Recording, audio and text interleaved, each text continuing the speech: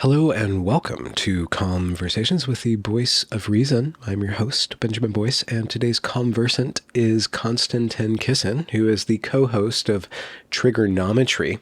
It's a podcast and a YouTube channel, or just a show, they call it. And in this conversation, we tackle his contention that there is this phenomena, this social phenomena, called the woke right. Now, we get into the content of how we got to discussing that. Within the conversation, we speak a lot about his contentions with the amateur historian and podcaster Daryl Cooper, aka Martyr Maid, who was on Tucker Carlson's show a couple of weeks ago and said some salacious things about Churchill and Hitler and fascism and stuff like that. I attempt to clarify Konstantin's position, and I don't know if I came in there with a desire to debate or anything, but I feel like I got more understanding about what his concerns are with regard to right-wing discourse or left-wing discourse or whatever it is that is called woke. Find him to be a very valuable voice in this time of turbulence. You can find him via the links below. Go ahead and look up Trigonometry if you haven't already. And if you enjoy this content, do support it however you feel so moved. Without further ado, here is Konstantin Kisin. You've been working with this term woke right for longer than just the last couple of weeks. You did a video at Tucker Carlson about 6 months ago after you went to Russia, maybe longer than that. And you're trying to define or discuss a phenomena that you see coming from, I guess, the right, whatever that means. One way of defining the right is the not left, or whoever's kind of agitating against the power structure, whatever that is. Or there's positive principles on the right. So could you define right and left, and then we can get into what the woke right phenomena is? Well, maybe what we should get into first is how this conversation came about. Yeah. I think that's probably the most helpful place to start. If you don't mind me sort of taking the initiative a little bit on that. No, that's what you do. So the reason we're having this conversation is I wrote a Substack article, which I recorded as a video in response to the fact that Tucker Carlson hosted, if we're being generous, we would say an amateur historian on his show called Daryl Cooper, in which they discussed World War II and Churchill, in which this guy made a number of, let's say, inaccurate statements about World War II and Churchill. He called him a psychopath. He said he was the chief villain of World War II. He accused him of committing atrocities and bombing the Black Forest simply because Churchill was vindictive and petty. He liked to play with toy soldiers while he was prime minister and would freak out if someone interrupted him. And Churchill was an all-round baddie who rejected, wonderful Hitler's peace overtures. Wonderful is satirical in this case. He didn't actually say that, but I'm sort of paraphrasing. And when Tucker Carlson asked him why he thought this had happened, why Churchill was the instigator of World War II, who wanted another world war, he said it's because he'd performed badly in the First World War, which, by the way, is not inaccurate. And then gave this kind of weird wry smile, which Tucker picked up on and said, that's the wryest smile I've ever seen, which was followed by this guy saying, well, yes, Zionism, Churchill had some powerful financiers. Yeah. And that's basically why he had this hatred for the Nazis and Germany. Right? Yeah.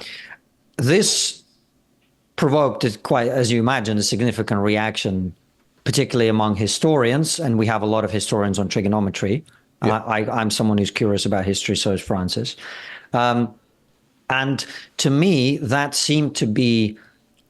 So just to clarify, I've got no issue with this guy, Daryl Cooper, whatever. People are allowed to have any opinion they want. They're allowed to express it in public. They're allowed to host podcasts. They're allowed to have their own audience. No one is saying anything about that. Yeah. What's interesting to me is the Tucker Carlson show, I don't know if it's the biggest, or certainly one of the biggest in the United States, would choose to host somebody like this. And the reason I say that's interesting to me is, there's this myth that, Tucker Carlson just talks to, people with different perspectives. It's actually not true. in the first article I wrote 6 months ago after he went to Russia, I talked about my own experience as someone who'd been on Tucker's show repeatedly. And when the moment I suggested to his producer that we discuss the issue of Ukraine, on which I have a different perspective to Tucker, unlike the issues he invited me to talk on repeatedly, which are things that we agreed on. Yeah. On the Ukraine issue, it was met with a kind of stiff arm, let's not talk about this. And if you continue to push, we're basically going to ban you from ever appearing on the show. That was the pushback that I effectively got. And so it's not true that he has people on from different perspectives. What's more, when he had this guy on, he introduced him as the most honest, best, and most important historian in America today. So it's not like he's just having this person on to hear a perspective with which he's unfamiliar and to analyze it critically. That's the other thing that didn't happen in Tucker's interview with this guy. He didn't challenge him on a single thing that this guy said. So it's not true that he's hosting these perspectives from different sides and then going, well, that doesn't make sense. Let me ask you this and let me check that and let me clarify that and let's maybe... He doesn't do any of that. He brought a person on whose perspective he never challenged. He endorsed this person's perspective. And to my knowledge, he's never hosted anyone to talk about the history of World War II, even though he has had many people on who could talk about it authoritatively in the past. One of them is Sir Neil Ferguson, with whom we're about to release an interview as we're recording this, talking about this. He's written books, including challenging some of the mythology of World War II, by the way. Yes. He's had Victor Davis Hanson on his channel many, many times in the past. Again, this is somebody who could give him a perspective on World War II that's actually factually based and historically literate. He hasn't done any of that. So what I see, and which is, by the way, the label that, and then you criticized me on Twitter for calling it the woke right. That's how we're here. Sorry that it's taken so long. I apologize that the setup is long. But that's how we're here. And you were very gracious and, when I said, well, it seems like a bad faith take, you kind of apologized and you were like, well, I sort of got offended by this and blah, blah, blah. And that's all cool. It's part of discourse. Great. So why the woke right? I am not attached to the label woke right, although I have some reasons why I think it's important. And we will talk about that, I hope. Sohrab Ahmani calls it the barbarian right. And he has good reasons for calling it that too. Other people call it the illiberal right, and I think they have good reasons to call it that. Some people call it the transgressive right, and they have good reasons to call it that. Some people call it the dissident right. We can talk about it whichever way we want. The reason I call it the woke right is I am looking at it. Look, all language is modeling, right? I'm never going to find the words to describe perfectly the reality that exists. Neither is Sohrab, neither you, neither is anyone else. What I'm seeing is many of the same tactics, many of the same approaches, and many of the same objectives that we have seen on the woke left for the last 10 years being replicated on the right. And in this particular instance, the obvious thing, and I mean, it's so striking, I regard you as someone who's principled and smart. So forgive me for saying that I don't understand why you don't see this, and perhaps we'll unpack that together, why we see it differently. But we have had a decade now where we have had people like Winston Churchill be attacked by the woke left. And his legacy and his history and his actions be revised for the purpose of undermining what Tucker in that interview talks about, which is the mythology of our societies and our civilization. And the woke left have done this quite purposefully because they know that if you pull out the key pins that hold this structure together, you can undermine the entirety of how we see the Western project, its history, and our civilization, right? So that's one aspect of it. The attempt to undermine the history of our civilization in a way that creates a different perspective on it. And Tucker, by the way, is quite open that he's doing that in this interview. He talks about the fact that, every war is now painted as, appeasement versus Churchillian strength and whatever. And that's how we're sold all these lies about these forever wars. And we've got to break that pattern. essentially. That's what he's saying, right? But I also felt that with what we saw in Russia, what he did in Russia, including those bizarre videos he did from McDonald's and the train station and the shopping cart stuff. In that first article, I talked about the fact that to me, this looks very much like George Bernard Shaw, who was a principled, critical voice of the left, who absolutely adored Stalin and the Soviet Union because he saw it as an alternative to the decadent, self-destructive, opulent, lost society and inefficient in which he was living. Yeah. Yes, right. So at no point have I said that Tucker is an idiot or that he is a bad person. But or you see a whatever. pattern, and you're questioning that pattern. And the pattern you see is that he's trying to destabilize one narrative. Do you see him trying to prop up another narrative? I mean, is there like a switcheroo happening, or is it? I don't know. Purely I think it. Well, if you think about what wokeness was about, it was never about saying these things are untrue and here is a bunch of things that are true. It started first and foremost with the assertion that truth doesn't exist, right? Yeah. More or less. Right. Yeah. You've been told a bunch of lies about history. You've been told a bunch of lies about your society. The entirety of your civilization is propped up by these myths, and whiteness and patriarchy and all of this stuff is kind of like these broad sweeping categories. And we're just asking questions about the reality of structural racism in society and the oppression of men and women and blah, blah, blah, blah, blah. That was the arguments that they made.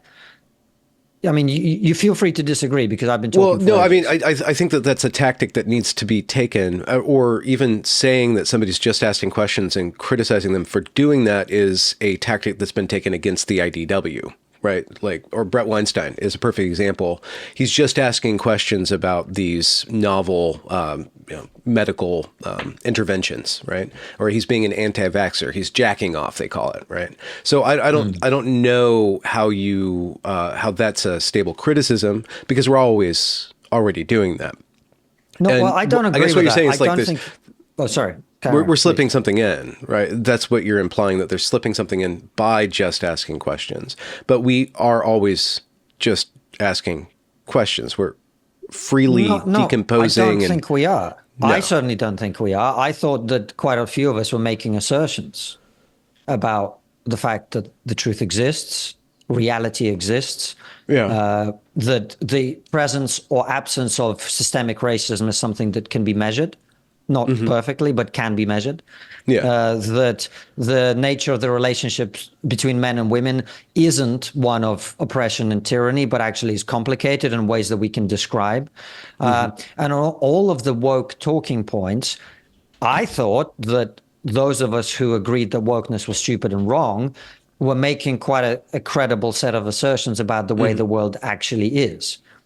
I don't think we were just asking questions while pretending that there is no truth. I thought what we were saying was these people are saying truth is a question of power. That's the woke argument, right? Yeah. That what is true is determined by who has control of society and who gets to brainwash everybody else. That's not what I thought the IDW was about. I thought the IDW was about saying, no. There actually is truth. And we can attempt to reach it by the exercise of free speech, by the exercise of research, by the statistical evidence before us, and all of these other things. So that's what I don't see the parallel there. But when we're describing systems of power, we see political truth. I don't even know if that makes sense. Power operates through narrative, right? You mobilize democracy by everybody agreeing on a story and behaving within that story and then acting out that mythology over and over again. So to undermine that can cause chaos, but you're not necessarily describing, like with World War II, like what's the truth of World War II? There's so many different stories. And that's kind of my reaction to you, to your video about the woke riot and Daryl Cooper. When I listened to his response to the critics, I heard a man just describing some horrific events that happened.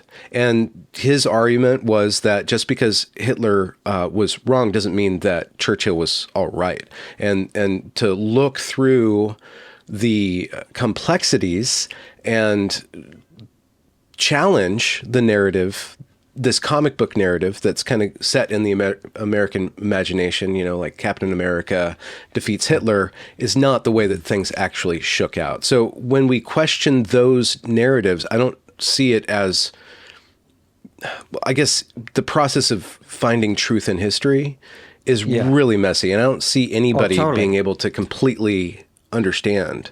Well, this is the other lie that was told in the Tucker interview, this idea that these are forbidden fruit that have not been picked and can't be discussed. And this is all complete nonsense, right? Yeah. I'm 41 years old. When I was a young boy going through the British education system, we were taught history terribly, admittedly. And I went to a pretty good school and taught history terribly. But nonetheless, one of the things that we discussed ad nauseum, frankly, it's one of the few things that anyone remembers who went through education in history in this country during that time, is the conversation about why the Nazis came to power. The Treaty of Versailles, how badly Germany was treated.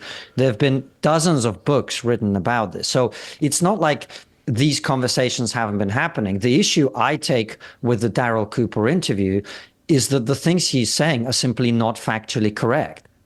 They're just not true. So the question I would put to you is, are you saying there's no such thing as the truth about World War II? No, I'm saying that a lot rests on interpretation of history. A lot rests on that. But it is either true or not that Churchill played with toy soldiers as a 60-year-old in the Prime Minister's office, right? That's either true or it's false. Okay. He was either financed by rich Zionists or he wasn't. He was either the chief villain of World War II or that was someone else. Yeah. Right? Well, yeah. Yeah, that's true. But the amount of energy released from the reaction to that interview, it's obscured. Like, what is being combated? Is it these some wry sayings that he did? He admittedly said that he's being controversial by saying that Churchill is the... Of course he's being controversial. He's implying that the guy who stopped Nazism is the chief villain of World War II. Yeah, that's pretty controversial. A, because it's incredibly not true. And B, of course, it's incredibly offensive to millions of people whose family suffered and died in World War II to defeat Nazism under the leadership of someone like Winston Churchill.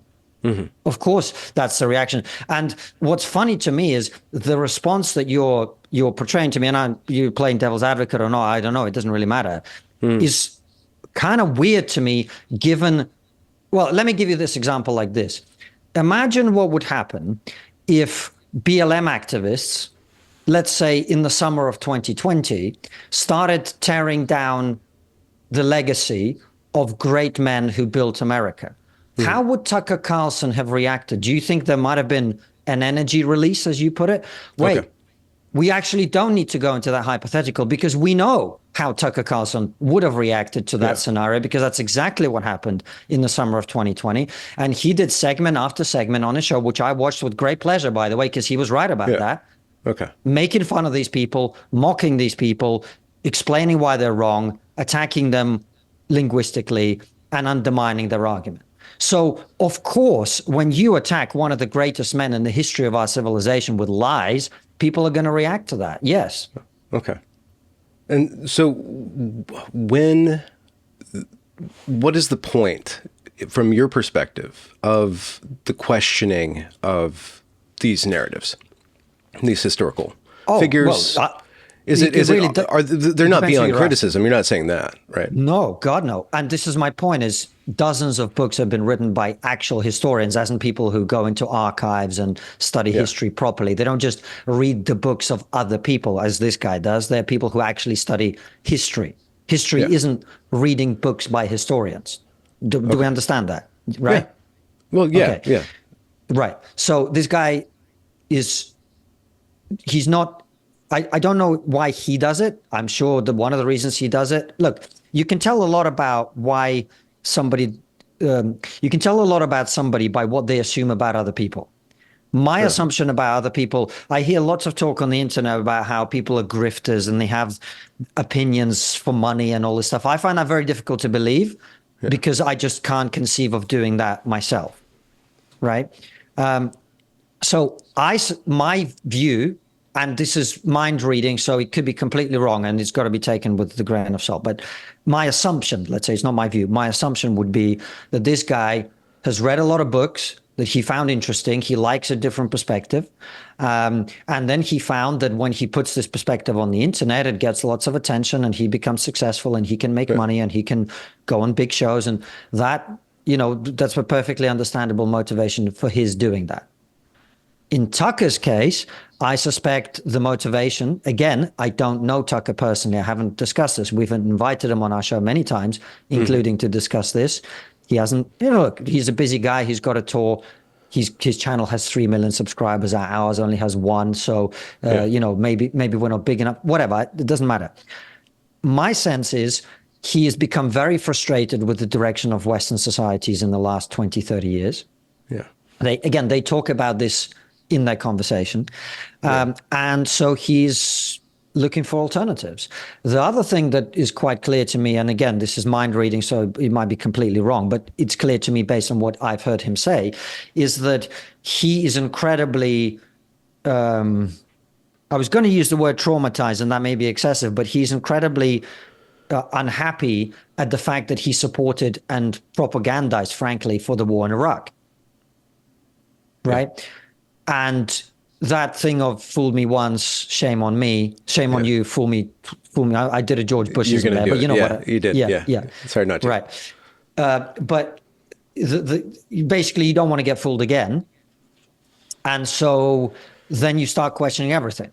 And you go, well, maybe I got sold this lie that I then told to other people. Well, let's make sure that and this is the thing with Tucker, he's incredibly intelligent and well-read, right? So he's not doing this out of stupidity. So that's my sense. There is a portion of the right that is so frustrated with the direction of the Western world that they are starting to, what I would say, go off the deep end. And they're deploying some of the woke tactics. Sorab calls them the barbarian right because he sees in them a kind of Nietzschean. There's that aspect to it. Yeah, there's that aspect to it, undoubtedly, and we can all see that if we are paying attention. And so I think that's probably the motivation for Tucker, and there's lots of other dimensions to it. So if you're asking me why people do certain things, it's hard to know, but those are my assumptions. We can just say that you don't think that they are channeling their frustration properly, but there is something to be frustrated about. Oh, 100%. Yeah. So what is the counter to that? What's the proper way to stay on the shallow end, as it were? Well, I wouldn't say it's the shallow end. I would like us to stay in the main part of the swimming pool, if we're extending the metaphor. But in my view, the right way to counter that is to be honest about the problems we face, and the problems they talk about are mass immigration and illegal immigration. And to say that the answer to that is to go back to the founding principles of our civilization, which are what? They are that, of course, we believe in the equal dignity of all human beings, but countries are allowed to have borders. Illegal immigration is wrong, something that we all used to remember until 20 years ago. And in fact, in my book, I have a whole chapter called An Immigrant's View on Immigration, in which I quote left-wing politicians who were saying 10, 15, 20 years ago, how important it was to have a secure border and all of this other stuff, right? Yeah. So that's part of it. The other part of it is we have to maintain an overarching identity in our societies. America works because people can come from a different country, not speak the language, and by the time their kids are grown up, they take the Pledge of Allegiance, they swear to the flag, they serve in the American military, they believe in the values of America, they say that they are Americans. That's the point. And they stop being Hondurans or Haitians or Irish or whatever. They become American first and all of that other stuff second. The same thing should be true and was true in Britain. And this is my own personal story. I came to the UK when I was 11 from Russia, having been brought up in the Soviet Union. I consider myself British. I speak the language. I understand the values, and I share them. I teach them, or will do, to my children as they get older. Were there a lot of other Russian kids around you, or were you kind of isolated? You were just thrown into British culture. Well, actually, I had an interesting experience because at my school, there was a clique of Russian-speaking kids. And at one point, when I was sort of struggling to find my way at school, I became very tempted to go in that direction. And my parents were very forceful with me about saying to me, we didn't send you to the UK using all the money we have for you to become a Russian in Britain. We sent you there to become British. That's your job. You're an immigrant. Your job is to adjust to the society to which we sent you and make yourself part of that society, which I've done. So that's the answer. The answer isn't to bring Eastern European authoritarianism to America or to Britain. Not least because that's not going to work, right? And so I understand perfectly well people's frustrations with the liberal democracy in its current conception. But my view is that the reason that's happening is we have deviated very far from the values of our civilization, which we should reincarnate and reinstate and recenter, not go off in a completely different direction. The kind that, frankly, was the direction of travel in Europe in the 1930s, because it wasn't just Germany where these ideas were prevalent. Almost all of Europe, France, Germany, Portugal, Spain, a lot of Central and Eastern Europe, they all had massive fascist movements during that time, right? Yeah. So this barbarian side of things is always lurking. But I just don't think it's the right direction of travel. Do you? Well, it seems like we are in a particular, if you subscribe to the kind of cyclical nature of human organizations, it seems to be the case that we are not in a democracy. We're in some sort of oligarchy. And there's a bunch of vested interests that have very little accountability to the people that they're controlling. And they are using the mask of democracy and elections. And, they're complaining, like the Democrats in my country are constantly complaining about the end of democracy while completely ignoring the process and doing everything that they can to do that. So, there's, if you go back to Aristotle, there's these three forms of government, and there's a good side and a bad side to each of them. And the worst one is a tyrannical monarchy. But a benevolent monarchy is very efficient and very good. Something that Britain had until they outgrew it or tried to work out another way to do it. Then you have oligarchy, which is either an aristocratic, like the best people leading, or you have like these vested interests, which is what we have now. And then you have democracy, which is either mob rule or polity, where you have a citizenship who are, like what Madison said about our Constitution, is that this is only for a certain type of people. This is for a self-governing people. And so when we talk about trying to fix these things, what I see is that it always comes down, if we are truly going to have liberty, that liberty has to stand on something. It has to stand on a set of virtues that are responsibility, right? It's not just freedom, it's responsibility. So how do you reimpose that?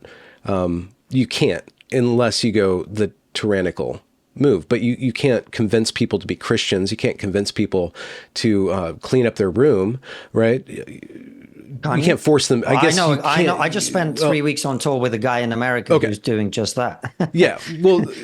So Peterson. So I guess what Peterson, I brought him into the conversation. He's inspiring. You inspire responsibility. Yes. And how do you inspire that? I guess like in the right sphere, they do a lot of bodybuilding and they do a lot of self-improvement, and they criticize the longhouse, they criticize the laziness of our society, and they're trying to find a core. And I don't know to what degree they're doing that, for good or for bad, we'll see. But it's true that what we have now is not working, and it's careening into decay and possibly world war. How do you stop that? Well, the question is, first and foremost, everything has to be understood in comparison, right? So when you say it's not working, I agree with you that there is a lot to be frustrated about. Okay. Okay. But to go further, then we have to ask the question, not working compared to where? This is why Tucker Carlson goes to Russia. Okay. Yes? Are we together on this? Well, that would be a good tactic to kind of try to step out to critique something that you're in. Well, no, because you're looking for an alternative, right? Because you have to compare to something else, and that something else has to be better. Otherwise, you can't really say that the thing you have is not good. Yes? Well, you could go to another country, or you can go to the past. A lot of people go to the 50s or have like the 90s is what we want now. It's like, can't we just go back to the 90s, right? But you and I think would both recognize that you can't go back to the past because the circumstances of the past were very different. We didn't have mass communications in the way that we now do. Our perceptions of things being terrible are partly driven by the fact that we now see lots of terrible things that we never used to see before. If I didn't have my smartphone and I walked out in the lovely little town in which I live in Southern England, I'd probably think everything's fucking great. Yeah, that's true. Yeah, I think about that every time I'm in traffic. I'm like, look at how good we have it. We're all stuck in traffic together. So I think that's part of it. And so we have to ask the question, well, everything is bad, breaking down, blah, blah, all the things that you said, compared to where? Because this is the question I've been asking the woke left for the last 6 years. When they say America and Britain are the most racist countries in the world, they're the most sexist countries in the world, homophobic, I say, okay, I agree with you that some people are bigoted and some people don't like gays and whatever. Where would you rather be a woman? Where would you rather be black? Where would you rather be gay? And that's the point at which they go, and they have nothing to say. Now, the question I'm putting to the hypothetical Tucker Carlson who's not present here is, do you really believe that Russia is a better place for people to live today than America? That's the real question. And if you're Tucker Carlson, you are not able to answer that question objectively. And one of the reasons is that you're so famous and powerful that when you go to Russia, you're not actually going to Russia. You're getting a Potemkin village experience. Right? The Potemkin village is this traditional Russian thing. You know this, but just in case some people in your audience don't, where the czars of Russia would often be taken to places where they would be shown these beautiful, pretty villages so that they would think that their citizens were living great lives. The villages were fake. They were fake fronts that would be moved together with the royal procession.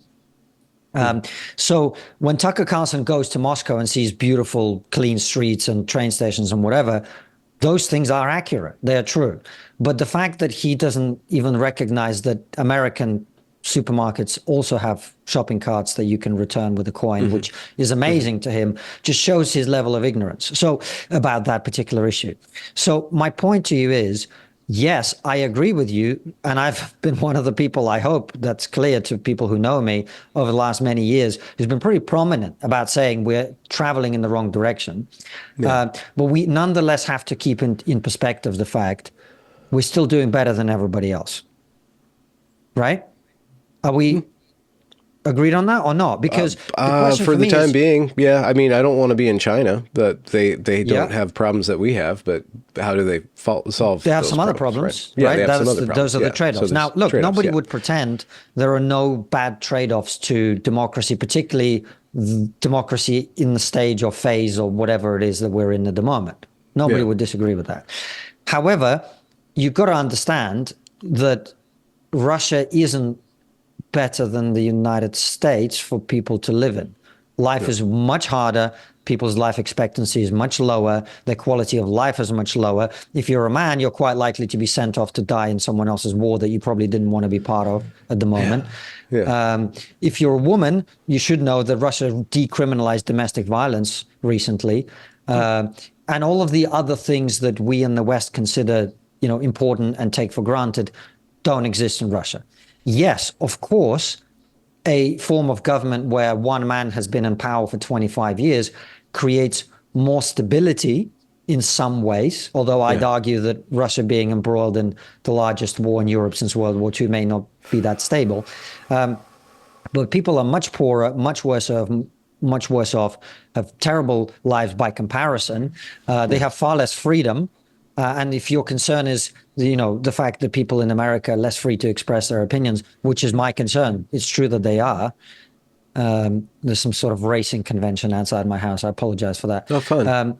It's not. It's just some idiot on the street. But anyway, so my point is, yes, the direction of travel of the West is not great, and I'm as frustrated about it as you or Tucker or anyone else. That does not make those other places better. And so what that tells me is, yes, we've got to find ways to fix what we've got going on, and we can talk.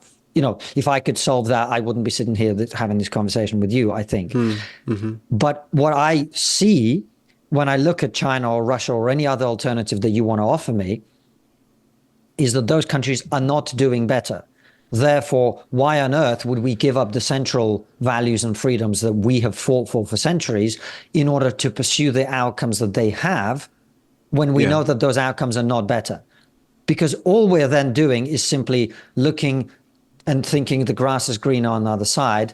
And let's say you install a Putin-like benevolent dictator, if we're even going to call him a benevolent dictator in the United States. That's not going to lead to a better world, particularly on a long time scale. Because you've got to remember, dictatorships, one of the problems with them is you might pick a really good dictator for a while.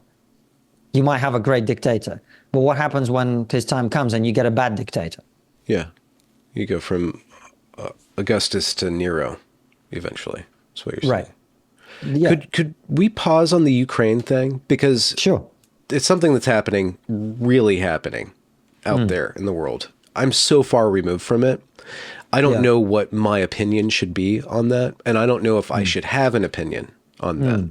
Right. So, but you have much more, you're personally tied to it because you by your lineage, and you're also much closer to it. So there is this narrative, or this challenging of this narrative, like Ukraine is, from my leadership, they say that Ukraine, we need to support Ukraine because we need to end Russian tyranny or something like that. But then there's this other kind of narrative about NATO's kind of teasing Russia constantly. And so it's a big mess. And all I see in my feed is this terrible drone war happening.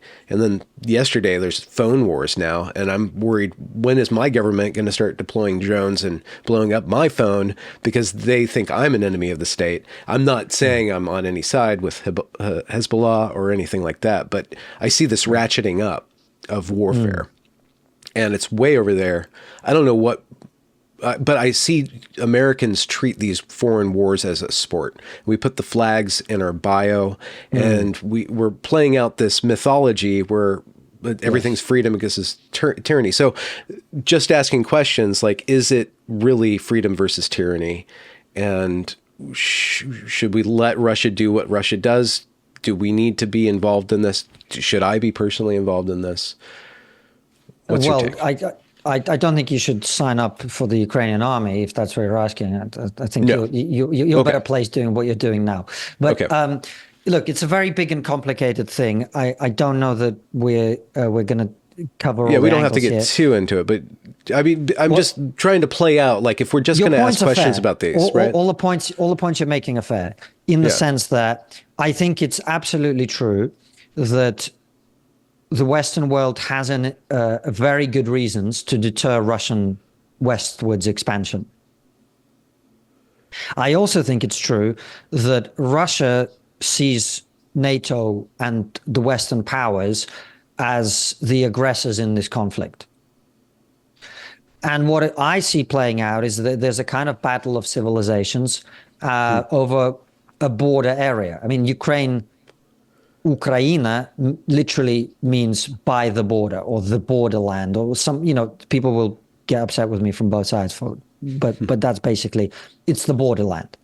This chunk of land has been fought over for centuries because it sits on the boundary between the Eastern Christian civilization and the Western Christian civilization. And what's happening is, since the collapse of the Soviet Union, Ukraine naturally, like many other former Soviet countries to the west of Russia, like Latvia, Estonia, Lithuania, others, have gradually been moving westwards in their ideology, in their thinking, in their attitudes, in their values, etc.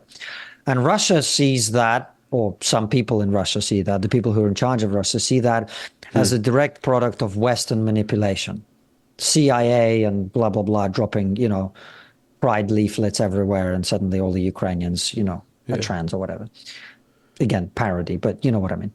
Yeah.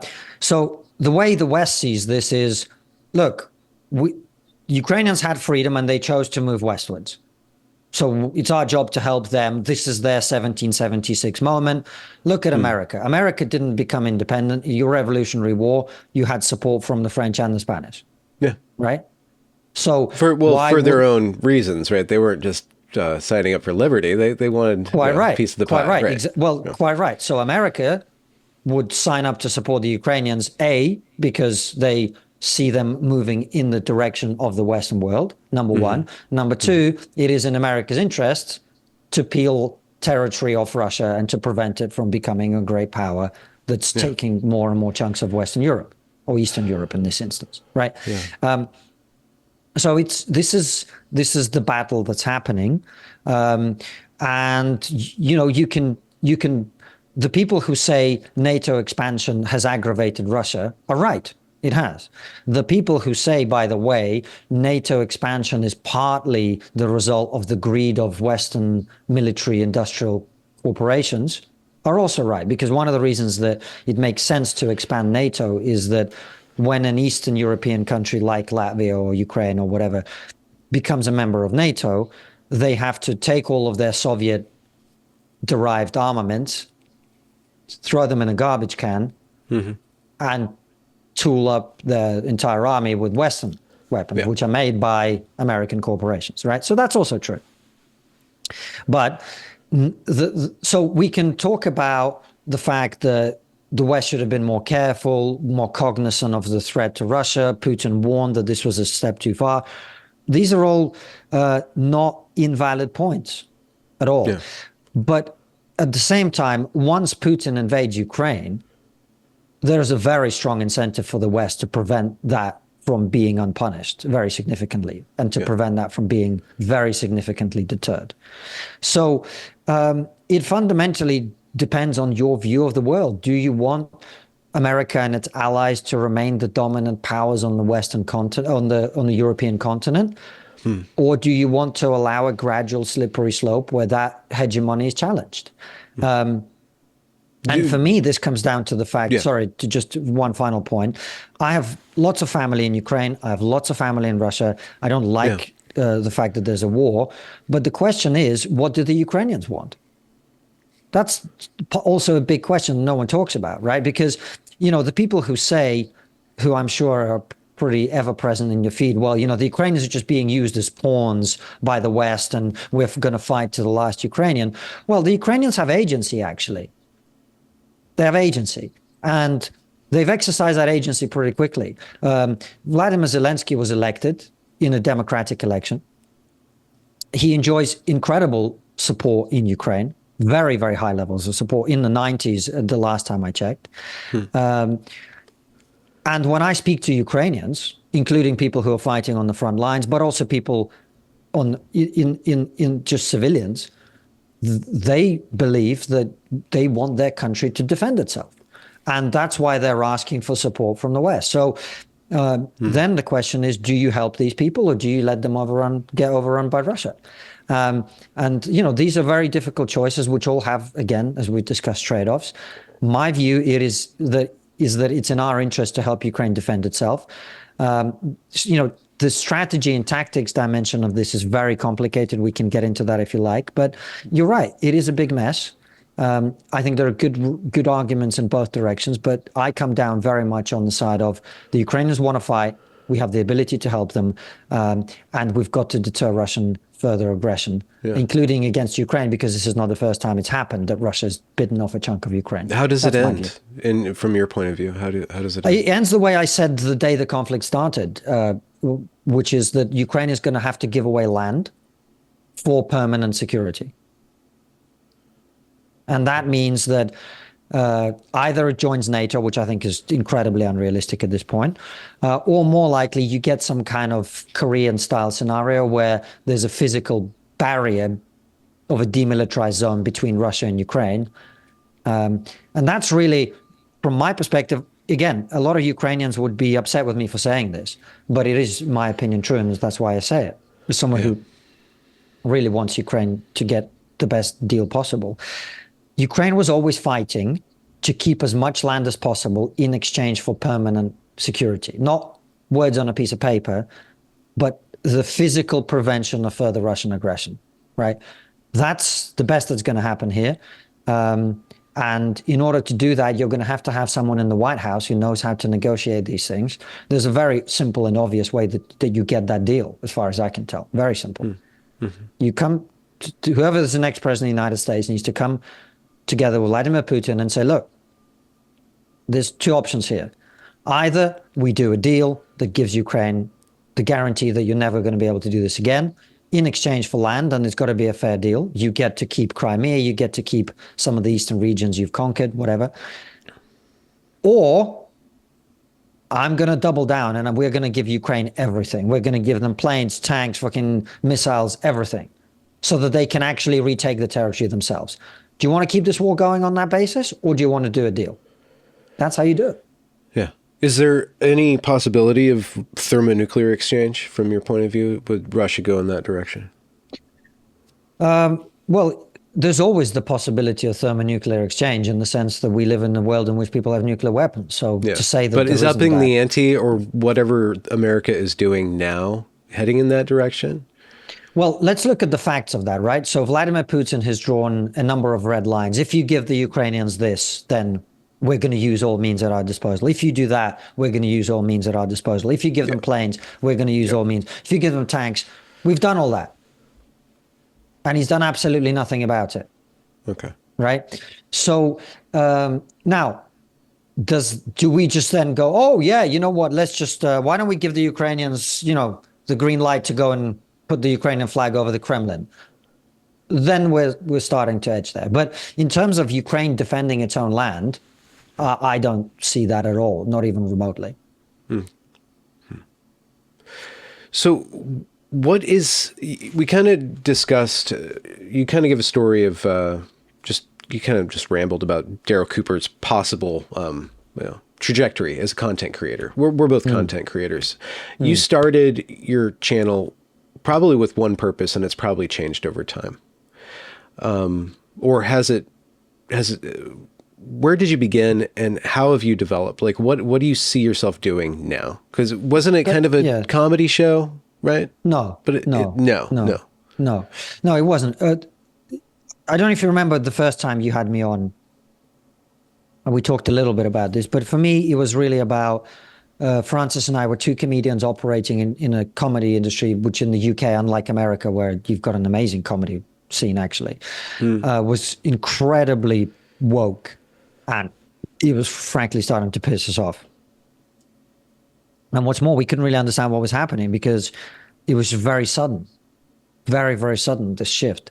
We went from like the end of what we call the noughties, you call the 2000s, right? Yeah. When like the more rape jokes you had in your material, the better comedian you were considered to be.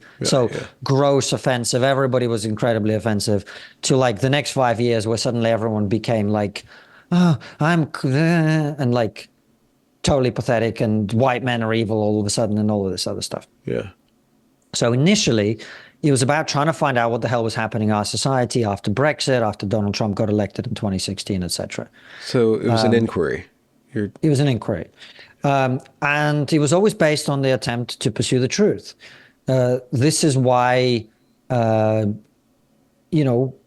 we had the discussion earlier in this conversation about the importance of not only asking questions, but actually attempting to make assertions about what you think is true. We brought people on not to ask questions, but to challenge the people who were lying and pretending to be asking questions, but doing so in bad faith. Yeah. That was the mission.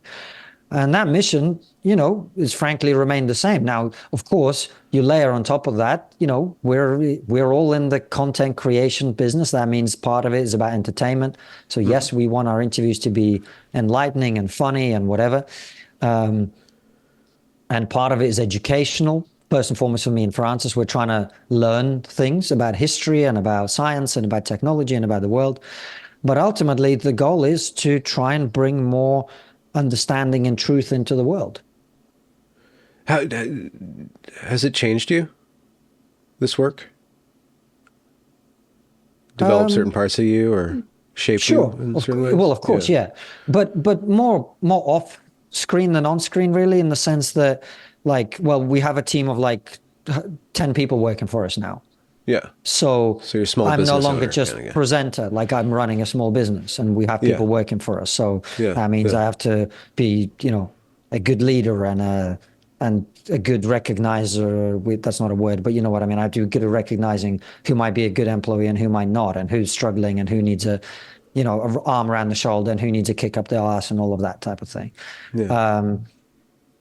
It's changed me in that it's forced me to think more carefully about what I think. So initially, my job was simply to ask questions of other people, but as I developed my own opinions more and more, which I always had, but they got kind of refined, part of my job is now also output. I express my opinion about things as well. And then, I am someone who's always been... Like, what's the purpose of expressing your opinion? Just to assert the truth, or... Yes. To shape public opinion, or... Not to assert the truth, but to get closer to it. This is why you and I are having this conversation. If you were just some guy who had a go at me randomly on Twitter that I didn't know, over my comments about Tucker, we wouldn't be having this conversation. But the reason I'm here is I suspect that as a result of this, I will probably refine my opinion somewhat about the things that we're saying. And so perhaps we can go back to that and you can offer me a critique of why you think I shouldn't call it the woke right, and more broadly, what you think is wrong with my approach. Well, I'm very grateful to have this opportunity, because I didn't understand what you were trying to do. Because I listened to Daryl Cooper and I found him to be nuanced, and he's presenting some amazing material and he's doing very well. And it didn't seem like he was apologizing or defending Hitler, or necessarily just trying to destroy Churchill just to destroy Churchill. He's dealing with tons of material and he's doing it very well. It's a very, very powerful. Comes across very well. Absolutely. Yeah. So, and then I listened to you boxing him off and calling him a Hitler apologist after just listening to him saying, I'm not apologizing for Hitler. I'm trying to open things up. So may I interject one thing, Benjamin? Yeah, please. I'm so sorry to interrupt. So, did you watch his interview with Tucker? I didn't watch that. I watched the, I'm going through. This is kind of why series. This is probably why we're struggling, because if you watch that interview, that's what I'm talking about. Now, does he then sound... he sounds very reasonable in terms of the way he speaks. But what he's saying is, as Neil Ferguson, who we're about to release an interview with just now, who is an eminent historian who's written extensively about World War II, he is simply regurgitating Nazi talking points from the 1930s and Nazi apology talking points from the 1940s onwards. But if you didn't listen to that interview, then perhaps you would have got a different impression. But someone who says that Churchill's motivation, first of all, that Churchill wanted World War II, and the reason he wanted it is that his Zionist backers bribed him, that's quite an extreme claim to make, no matter how calmly and persuasively you make it. So that's what I was responding to. I guess, I've seen him write about that particular assertion that he made about Hitler being bailed out by certain vested interests who also are suing for recognition of Israel, or who were Zionists. So to what degree did they influence Churchill, I think, is an open question. I don't know. Open how? How is it open? If Churchill's being supported by people who want a certain outcome, then is there any causation between But what's what the these evidence people. that he was being funded by Zionist financiers? Daryl Cooper, and I don't have the facts. Daryl Cooper was writing about some backers. Churchill was in a lot of debt, and he got his debt taken care of. And these people were... Churchill was in a lot of debt all of his life, but the way he took care of that is, I don't know if you know this, Churchill's manor house is actually around the corner from where I live, so I've been to Chartwell a couple of times. He wrote more words in the English language than Shakespeare. He wrote books, articles, all sorts of things. He was a Stephen prolific King's writer. written more than Shakespeare. Who? So, I mean, Stephen King, he's an American horror author, but... Yes, no, I know Stephen King, yes. Yes, but my point is that Churchill, one of the reasons Churchill was such a prolific writer is that he needed that money. But the idea that Churchill took the British Empire to war because he was puppeteered by some Zionists, that's quite a strong, an extraordinary, slanderous. I didn't hear him say it in that way. That's exactly what he said in that interview with Tucker. That's literally what he said. There's a through line from these. I don't know. He was asked the question: what motivated Winston Churchill to want a Second World War? And he said he went to the Zionist argument. That's what he did. It's an extraordinary slanderous and libelous claim based on no evidence that I can see whatsoever. Mm-hmm. Which is, again, gives you the impression that this is Hitler apologia and Nazi talking points. Well, that is a Nazi talking point, absolutely. And it was a claim that has been was made as, I believe, you'd have to fact check me on this, but I'm pretty sure this is one of the things that Goebbels actually was putting out during World War II. That Churchill's only doing this because he's being bankrolled by the Jews. Yeah.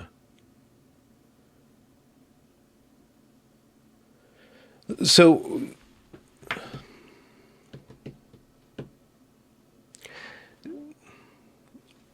I don't know all the facts. I'm not here to dispute them because you're steamrolling me, obviously, and I can't present Daryl Cooper's case. Sorry, it's not my intention to steamroll you. No. I think if you haven't I'm watched pointing the out to the original audience that interview, yes, I'm pointing out to the audience that I obviously watched I prepared wrong. I was watching some other things where you're making pointed discussion about something that I haven't seen. Okay. But I listened to his response to the criticism on him, and he presented something that was very nuanced, and he went at length into the horrors of World War II, which are unfathomable to me. Absolutely. I can give you ones that are even worse from what the Soviets did. It's actually a big interest of mine. It's something I've studied a long time as someone whose ancestors fought on the Eastern Front for the Soviet Union. Yeah. I mean, the Soviet Union committed unspeakable atrocities against the Germans in the latter stage. Millions of women raped to death. Millions, literally millions. Yeah. Just horrific. And this is why World War II is so important. And this is what Tucker's right about. This is very analogous to the debate about Israel and Palestine, because you have to absolutely condemn atrocities that were committed by the Allies, such as they were. But it's also important not to confuse atrocities like the mass rapes of German and Eastern European women by Soviet troops with collateral damage, terrible collateral damage in the course of the war. So, one of the big arguments about World War II is, should America have dropped a nuclear bomb on Japan? Yeah.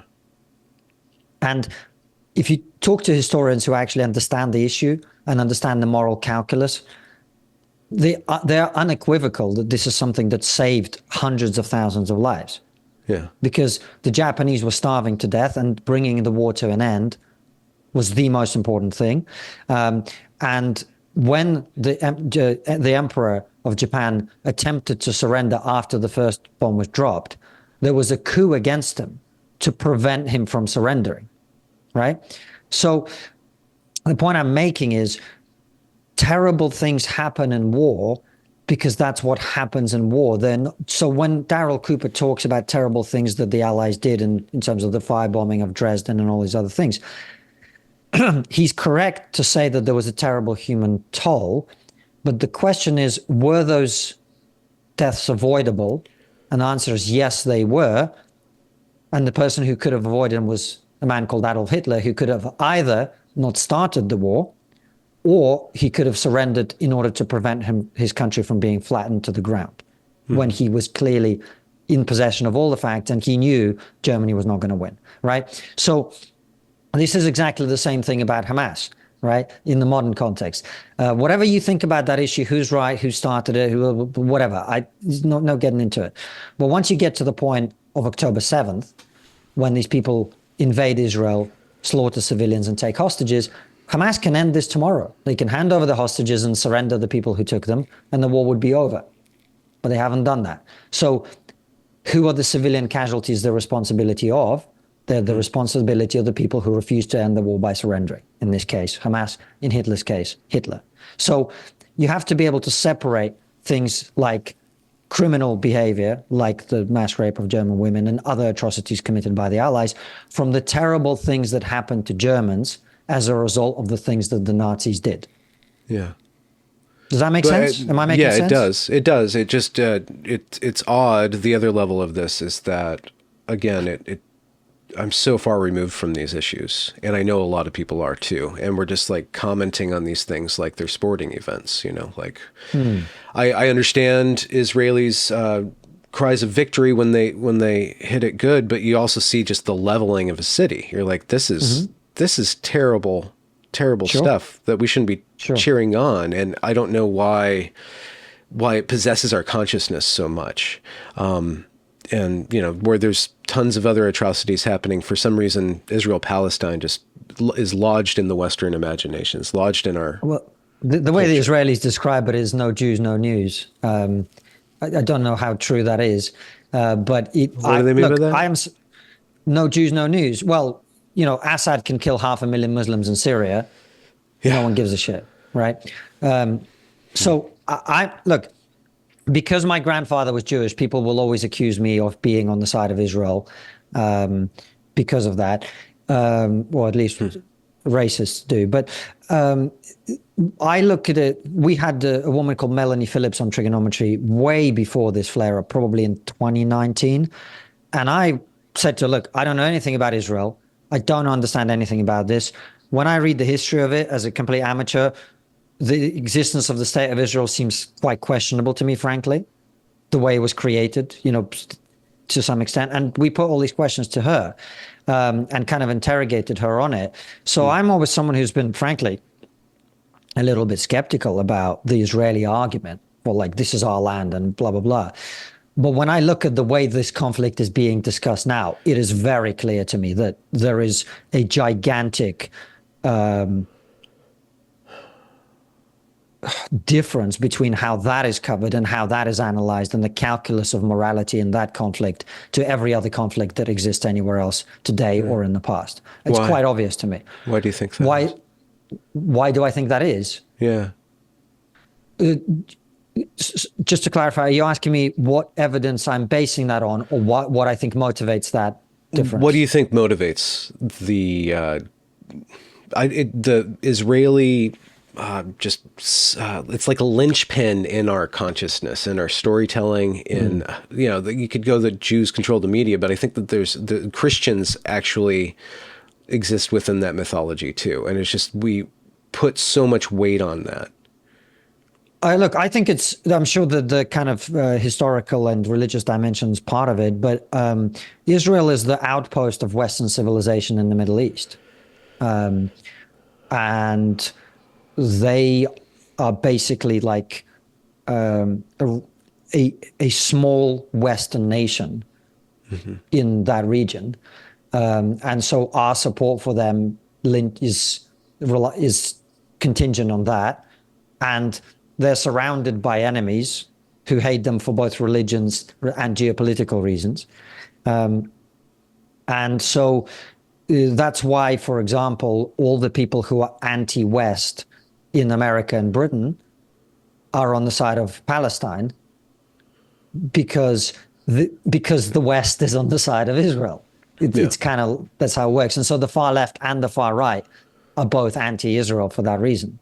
And then I just think the other thing has happened, and this is interesting as well, is the West has become, and this comes back to our discussion of the barbarian right, the West has become incredibly uncomfortable with the exercise of force and power.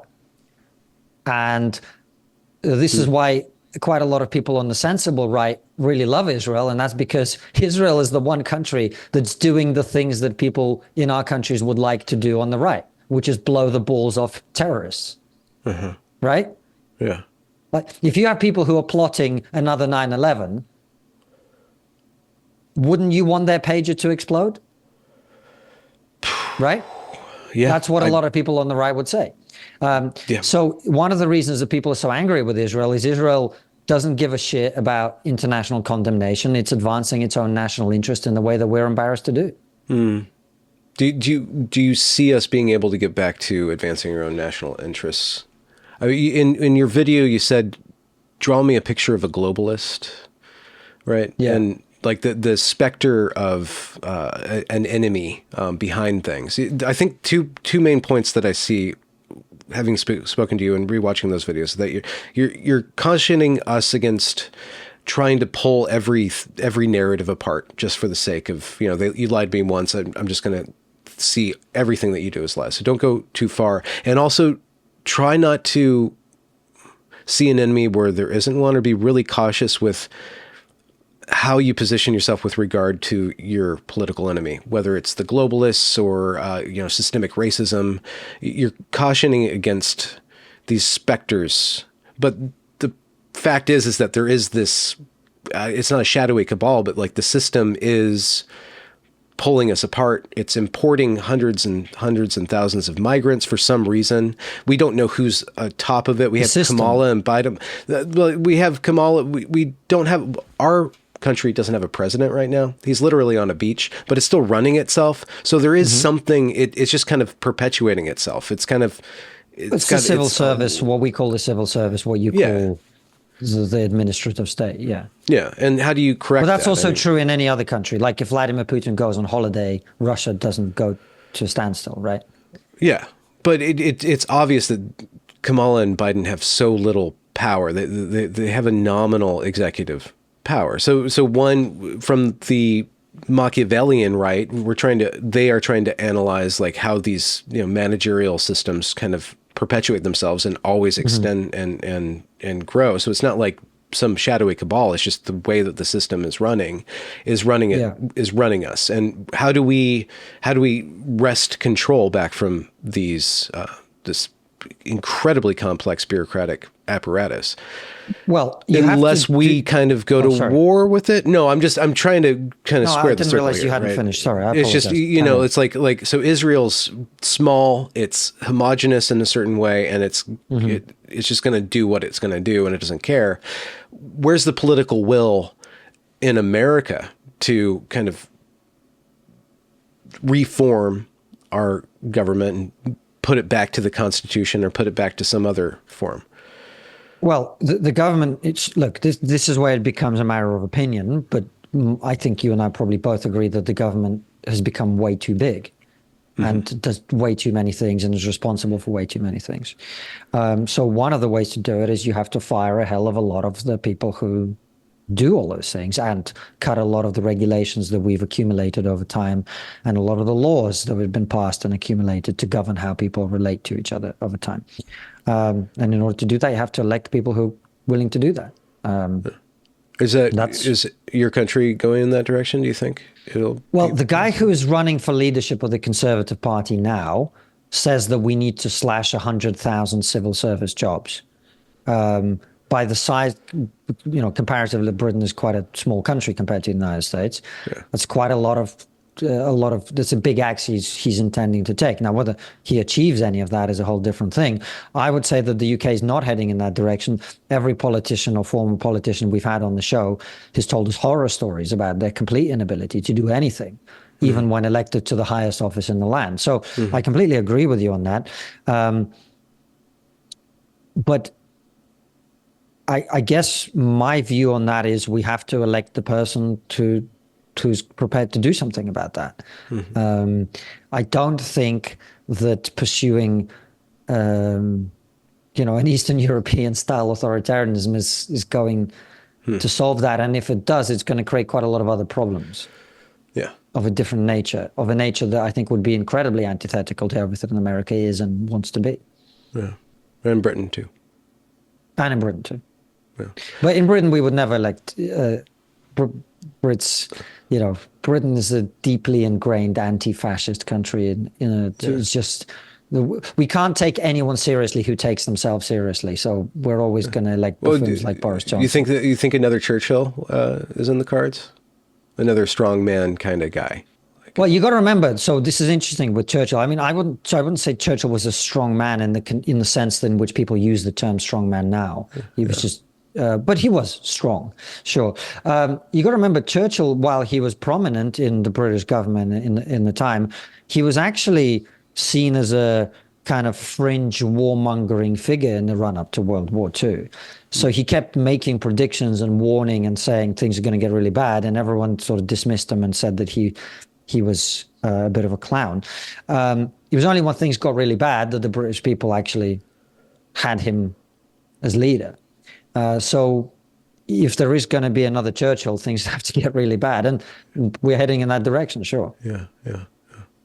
Konstantin, you got a heart out, as you said.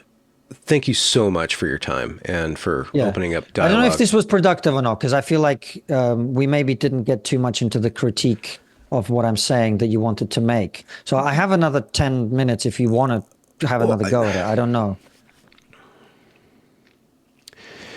So when I have a friend, James Lindsay, he's using this mutual friend. He's trying to use woke right to contain or to describe something that's really troublesome to him on the right. And I have been speaking with a lot of these, a lot of the thinkers in that group, and I see that there's always going to be low resolution actors and bad faith actors, and there's stunning amounts of racism and anti-Semitism too. And yet there's also a lot of very interesting arguments and critiques of the liberal order and its origin and its reality, and a call for an accounting of the roots of our problems. And for me, it always goes down to, it can't be a religious revival or anything, but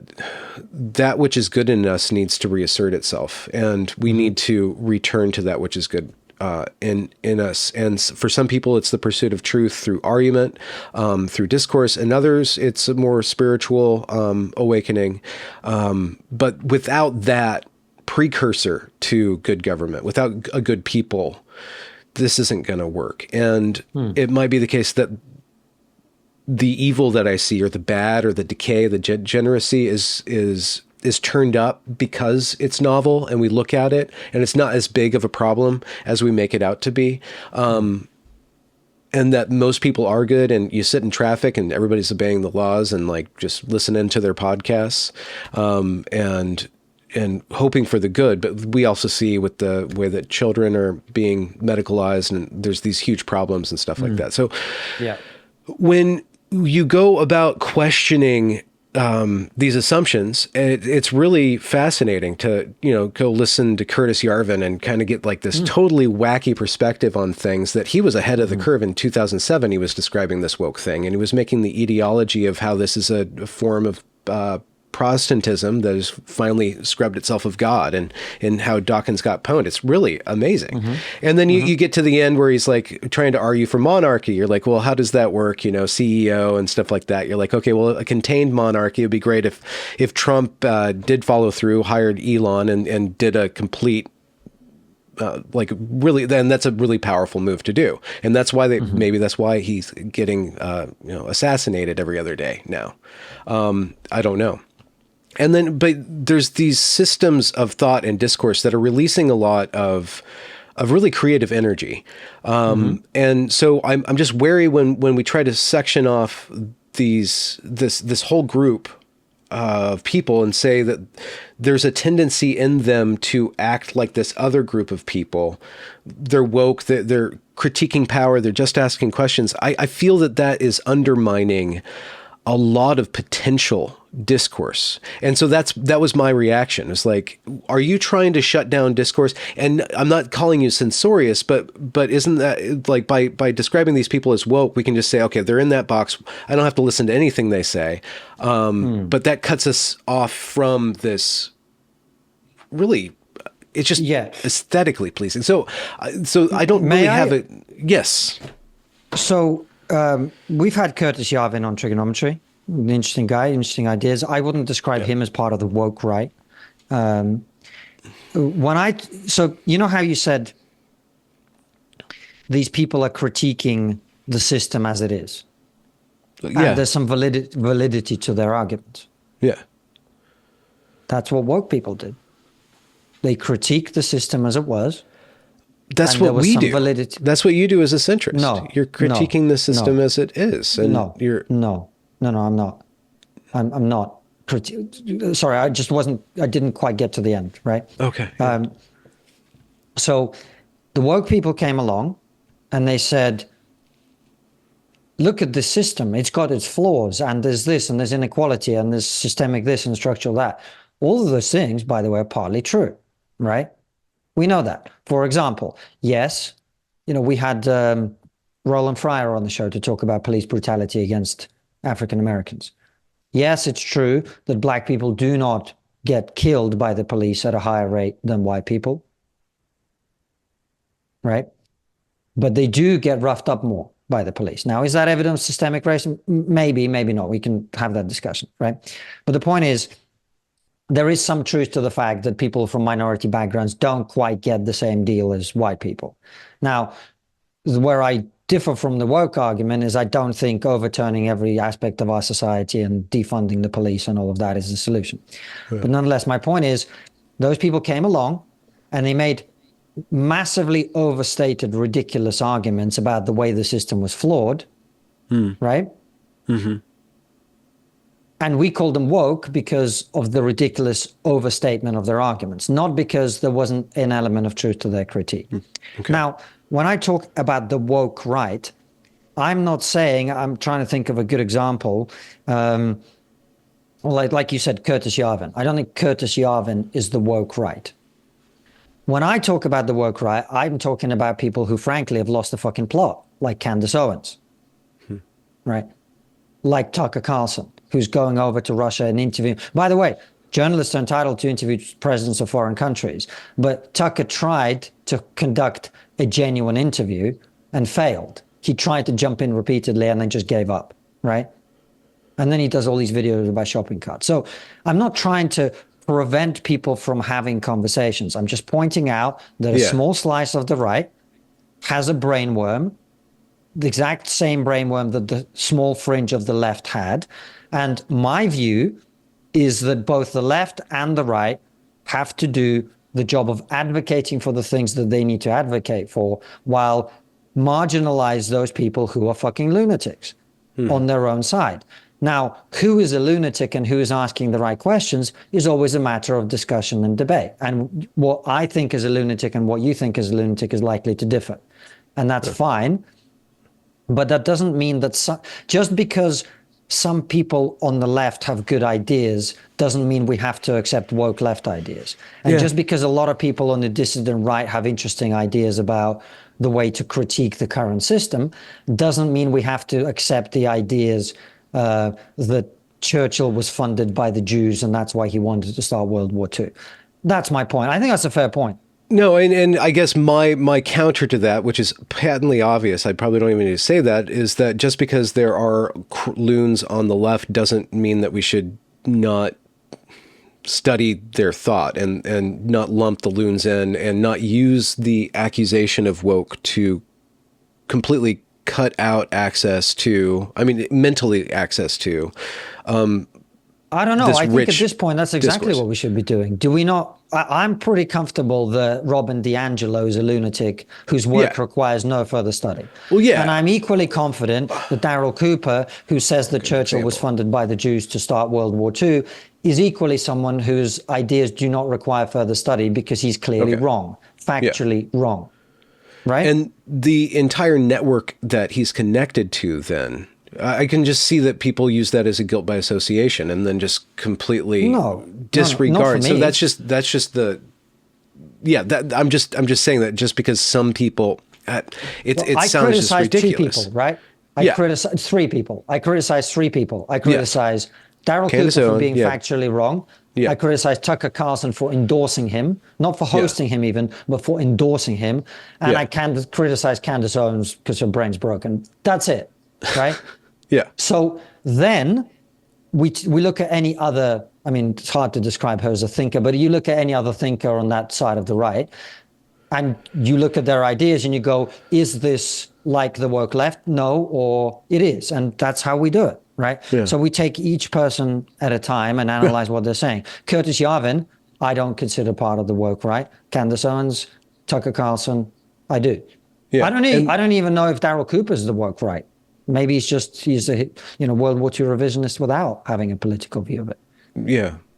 He did say, by the way, in that interview right at the end, that after World War II, being right-wing was made illegal in all of Europe. So it sort of tells you what he thinks genuine right-wingness means. But anyway. What do you think he means? I mean, I understand that there's an argument about denazification, and all this anti-racist stuff is just kind of an extension of that's why it's white men and white self-interest, quote unquote, that's being vilified, because it's all kind of lumped into being fascist. So there's well, if we look at the facts of Europe, in Europe, there are some countries in which it's illegal to be a Nazi. So that's it. It's not illegal to be right-wing. There are many right-wing parties. For example, in Germany, there's the AfD, which is a genuinely right-wing, probably some people would argue a far-right party, whose some of whose adherents, not all of course, but some of who, chant Ausländer raus, foreigners out, Germany for the Germans, which is very reminiscent of some other things that we've heard in German history. Nonetheless, that party is not illegal. There is a significantly right-wing party in France, Marine Le Pen's party. There is a right-wing movement in Holland and many other countries. So if we're talking about the facts, which I think we ought to be, what is illegal in Europe is to be a Nazi.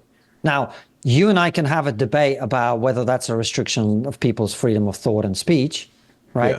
But if we take the claim he made, what he's saying is to be right-wing is to be a fascist. On the facts. That's what he's saying on the facts of it. So perhaps, that's his view of what it means to be right-wing. I don't know. I wish I could interview him to hear him. No, I'm sure you can speak to that. I mean, it shit posting muddies the waters, but it's totally open to interpret that at face value, which is pretty direct to say that's what. Well, I'm just looking at the facts, right? If you say being right-wing is made illegal in Europe, then you have to look at what is illegal in Europe. What is illegal in Europe is to be a Nazi. Therefore, you must think that being right-wing is to be a Nazi. Right. Just using logic. Anyway, man, listen, it's been great chatting with you. And look, the one thing I'm glad about is actually that people like us can have a conversation and we don't disappear down the Twitter rabbit hole of you said this about me and therefore I'm going to attack you. And it's all love and respect from me. I'm glad we had this conversation. Absolutely. Thank you very much, Konstantin. Anything else you want to plug coming up? No, nothing to plug. I just wanted to apologize if I have been verbose excessively and steamrolled you, as you said. I'm here to listen. I'm very similar to you. I'm here to learn. So thank you very much for the opportunity. No, thanks for having me. I appreciate it. I'm sure we'll have you back on the show soon. Absolutely. Have a good day. Take care, my friend. Ciao. Bye. Bye. Have a good night.